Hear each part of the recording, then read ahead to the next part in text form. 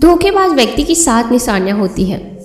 धोखा हर कोई खाता है, इसीलिए लोग कहते हैं कि संभल कर रहना चाहिए। सभी समस्या तभी होती है जब आप अच्छे व्यक्ति पर शक करते हैं और धोखेबाज पर भरोसा। धोखेबाज व्यक्ति अक्सर अच्छा का निकाब ओढ़ कर रहता है। बहुत बार ऐसा भी होता है, संभल कर रहने के बावजूद भी व्यक्ति के साथ धोखा ही हो जाता है। तो हम आसानी से समझ नहीं पाते कि असल में किस पर भरोसा करना चाहिए और किस पर नहीं। ऐसे में धोखा खाने वाले की गलती नहीं होती, क्योंकि उसे पता ही नहीं होता कि धोखा देने वाले व्यक्ति की निशानियां क्या हैं। आज के इस वीडियो में हम आपको भगवान बुद्ध के जीवन की एक ऐसी कहानी सुनाने वाले हैं जिसमें भगवान बुद्ध के साथ ही धोखा हो गया और उसके बाद उन्होंने धोखेबाज लोगों की 7 निशानियां बताई हैं। दोस्तों, गौतम बुद्ध की शिक्षा हर किसी के जीवन को नई दिशा दे सकती है। अगर आप भी इसे मानते हैं तो कमेंट्स में नमो बुद्धाय लिखना मत भूलिएगा। अथागत बुद्ध अपने एक शिष्य पर बड़ा भरोसा करते थे। उस शिष्य को वे सबसे ज़्यादा सम्मान देते तो उसी की बातों को मानते भी थे। बुद्ध उस शिष्य की हर बात पर आंखें बंद करके विश्वास करते थे, लेकिन आज तक बुद्ध को कभी यह पता नहीं चला कि उनका वह शिष्य कौन से गांव में और कहां का रहने वाला है, क्या काम करता है, लेकिन फिर भी बुद्ध उस पर विश्वास करते थे। वह शिष्य बुद्ध की बड़ी ही मनोयोग से सेवा करता था, इसलिए बुद्ध को भी कभी इस बारे में जानने की आवश्यकता महसूस नहीं हुई। जब कभी बुद्ध ने उस शिष्य के बारे में कुछ जानने की कोशिश की तो उसने हर बार बात को घुमा दिया, लेकिन कभी कुछ बताया नहीं। बुद्ध के उस शिष्य का व्यवहार आश्रम के बौद्ध भिक्षुओं के साथ भी बड़ा ही अच्छा था। इस कारण से हर बौद्ध भिक्षु उसे अपनी मन की बात बता देता था, लेकिन वह शिष्य ऐसी बातों को सुनकर हर दिन बौद्ध भिक्षुओं की शिकायत बुद्ध से कर देता था। ऐसे ही एक दिन भगवान बुद्ध भोजन करने बैठे और कुछ दिन बाद उनकी तबीयत खराब हो गई। उन्होंने अपने एक शिष्य को भेजकर राजवैद्य को बुलाकर लाने को कहा। राजवैद्य ने आकर बुद्ध की स्वास्थ्य की जांच की और उन्हें औषधि दी, जिससे कुछ समय के बाद बुद्ध ठीक हो गए। एक दिन बुद्ध ने राजवैद्य से पूछा कि उन्हें क्या हुआ था। राजवैद्य ने कहा, यथागत आपको भोजन में विष दिया गया था। यह सुनकर वहां बैठे सभी भिक्षुओं को बड़ा ही आश्चर्य हुआ कि ऐसा कौन है जिसने बुद्ध के भोजन में विष मिलाया हो। उस व्यक्ति की खोज होने लगी।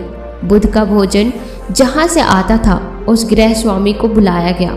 उसने बताया कि उस दिन उसने भोजन बनाया ही नहीं, बल्कि उस दिन आपके ही एक व्यक्ति के साथ वहां आए थे। शिष्य के साथ आए व्यक्ति ने ही भोजन बनाया था। जिस व्यक्ति ने बुद्ध के लिए भोजन बनाया था उस व्यक्ति को ढूंढा जाने लगा। काफी दौड़ी धूपी करने के बाद पता चला कि भोजन बनाने वाला व्यक्ति पास के ही गांव का एक रसोइया है। उस गांव में जाकर जब बौद्ध भिक्षुओं ने उस रसोइये से पूछताछ की तो पता चला कि उस दिन उसने सिर्फ भोजन तैयार किया था। उसके बाद रसोइये घर से बुद्ध के लिए भोजन पात्रों में उस शिष्य ने ही डाला था और उस समय रसोइये घर में वह शिष्य अकेला ही था। रसोइये ने उस शिष्य का पता बताया तो सभी के होश उड़ गए, क्योंकि वह शिष्य और कोई नहीं बल्कि बुद्ध का सबसे प्रिय शिष्य था। वापस लौटकर भिक्षुओं ने बुद्ध को पूरी कहानी सुनाई। उस समय वह शिष्य भी वहीं पे बैठा हुआ था। यह सुनकर शर्म के मारे उसका सिर झुक गया। सभी बौद्ध भिक्षुओं के चेहरे पर क्रोध झलक रहा था और सभी चाहते थे कि उस शिष्य के जीवन का अंत ही कर देना चाहिए, लेकिन यथागत बुद्ध ने उस शिष्य को माफ कर दिया और कहा कि वह जहाँ जाना चाहे जा सकता है, लेकिन उसकी बौद्ध संघ में कोई जगह नहीं है। यह सुनकर वह शिष्य उठा और बुद्ध के चरणों में लौटते हुए कहा, मुझे माफ कर दीजिए यथागत, मैं इस संघ का सर्वे सर्वा बनना चाहता था और इसी कारण से मैंने आपके भोजन में विष मिलाया था। बुद्ध ने उसके सिर पर हाथ रखकर मुस्कुराते हुए कहा, तुम मुझे एक बार कहकर तो देखते, मैं खुशी खुशी यह बौद्ध संघ तुम्हारे हवाले कर देता, लेकिन अब तुम यहाँ नहीं रह सकते, क्योंकि आज के बाद तुम चाहे कितनी ही अच्छे बन जाओ, लेकिन बौद्ध संघ में तुम्हें हमेशा दोषी नज़रों से ही देखा जाएगा। इसीलिए अपने जीवन के उद्धार के लिए तुम्हें यहाँ से जाना ही होगा। यह सुनकर वह शिष्य उठा और चला गया। उसके जाने के बाद भिक्षुओं ने बुद्ध से कहा, भंते, आप तो सर्वज्ञानी हो, फिर आपको इस धोखे के बारे में कैसे पता नहीं चला? जब आप जैसे सर्वज्ञानी को भी धोखा मिल सकता है तो सामान्य व्यक्ति के लिए इस संसार में जीना ही मुश्किल हो जाएगा। इसलिए आप हमें कुछ ऐसी निशानियां बताइए जो किसी भी व्यक्ति को धोखा खाने से बचा सकती। यह सुनकर बुद्ध मुस्कुराए और बोले, मुझे यह पता था कि यह शिष्य किसी दिन मेरे साथ धोखे जैसा व्यवहार करेगा, लेकिन मैं यह देखना चाहता था कि इस संघ में कोई ऐसा व्यक्ति है जो उसके धोखे को समय रहते जान सके, लेकिन इस संघ में ऐसा कोई भी व्यक्ति नहीं था। इसीलिए मैं तुम्हें 7 ऐसी निशानियां बता रहा हूँ जिन्हें देखकर आप इस बात का अंदाजा लगा सकते हैं कि तुम्हारा करीबी तुम्हें धोखा दे सकता है या नहीं।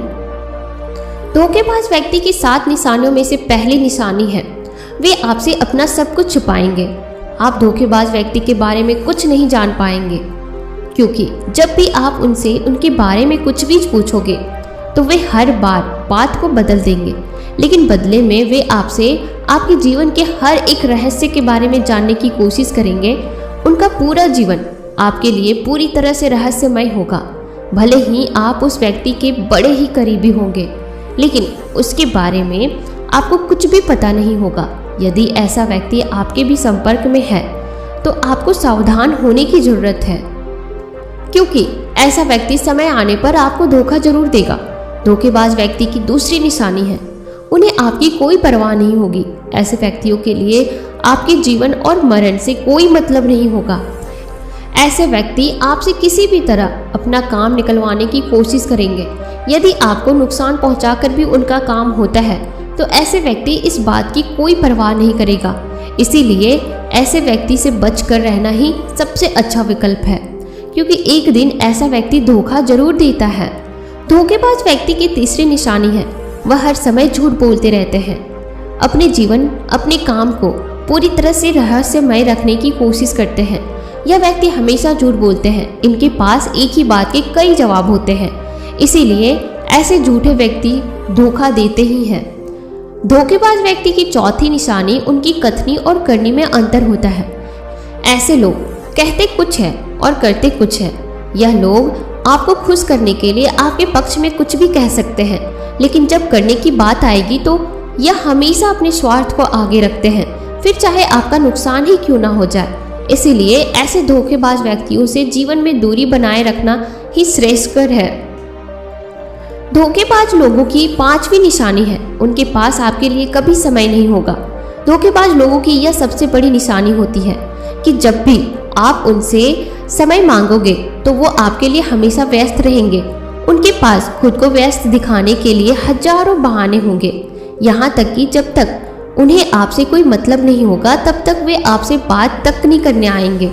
लेकिन जैसे ही उन्हें आपसे कोई काम होगा फिर वे आपके पास हर समय मौजूद होंगे। ऐसे लोग बड़े मतलबी होते हैं, अपना मतलब सिद्ध होते ही गायब हो जाते हैं। इसीलिए जीवन में ऐसे व्यक्तियों से दूरी ही अच्छा उपाय है। धोखेबाज लोगों की छठी निशानी है, वे आपको हमेशा दुख पहुंचाने की कोशिश करेंगे। ऐसे लोग हमेशा इस बात की कोशिश में लगे रहते हैं कि कैसे भी करके आपकी उन्नति को रोक दिया जाए। ऐसे व्यक्ति आपको नुकसान पहुंचाने का कोई भी मौका नहीं छोड़ते। यानी ऐसे लोगों को आपको नुकसान पहुंचाने में या फिर आपको दुखी करने में बड़ा ही आनंद आता है। इसीलिए भिक्षु ऐसे लोगों से दूरी रखना ही जीवन में धोखे से बचे रहने का सबसे बड़ा उपाय है। धोखेबाज लोगों की सातवीं और अंतिम निशानी है कि उनकी जिंदगी में आपके लिए कोई जगह नहीं होती। ऐसे लोगों के लिए आप कोई मायने नहीं रखते। ऐसे लोगों के लिए आपकी परेशानियां परेशानी नहीं होती। ऐसे लोगों के लिए आपका दुख कभी दुख नहीं होता। भले ही आप उस व्यक्ति के दुख में दुखी हुए हो, भले ही उसकी परेशानियों में आपने परेशान होकर भी उसकी सहायता की, भले ही आपके लिए वह बहुत कुछ हो, लेकिन उसके लिए आप कुछ भी नहीं होते। ऐसे व्यक्ति जीवन में आपको धोखा देते ही हैं। दोस्तों, यदि आप भगवान बुद्ध की बताई इन 7 निशानियों को देखकर अपने लिए एक सच्चा दोस्त चुनते हैं तो यकीन मानिए आप जीवन में कभी धोखा खा ही नहीं सकते। इसीलिए धोखेबाज लोगों की इन 7 निशानियों को हर दिन याद रखें और आप हमसे जुड़ने के लिए इस चैनल को सब्सक्राइब जरूर कीजिएगा, ताकि आगे भी आप गौतम बुद्ध के द्वारा बताई गई मोटिवेशनल चीज़ें सीख सके और अपने जीवन को सुधार सके। मिलते हैं नेक्स्ट वीडियो में, तब तक के लिए आप अपना ध्यान रखो।